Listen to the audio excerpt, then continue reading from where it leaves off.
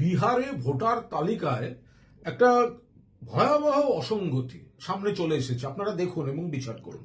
এই এসআইআর চলাকালীন এটা একটা এমন তথ্য সামনে এসছে যেটা অত্যন্ত উদ্বেগজনক। ধরুন 22শে জুলাই এই তারিখটাকে যদি ধরা হয়, তাহলে 22শে জুলাই বিহারে খোঁজ মেলেনি এমন ভোটারের সংখ্যা ছিল 11,484।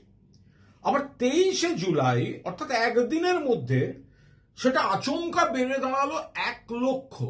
একদিনে বেড়ে গেল 1,00,000। এবার যদি দেখেন, ভোটার কভারেজ ছিল 88.18%।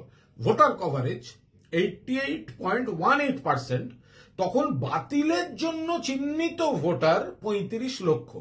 আবার যখন সংখ্যাটা কভারেজ বেড়ে 98.01%, তখন ওই 35 লক্ষ সংখ্যাটা অদ্ভুতভাবে বেড়ে গিয়ে 56 লক্ষ।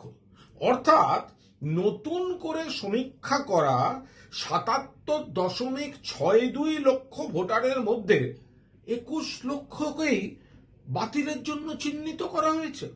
তাহলে কারা এই ভোটার যাদের তালিকা থেকে ছেঁটে ফেলা হচ্ছে? এই সংখ্যাগত কারসাজি এটা রাতারাতি কি করে ঘটলো?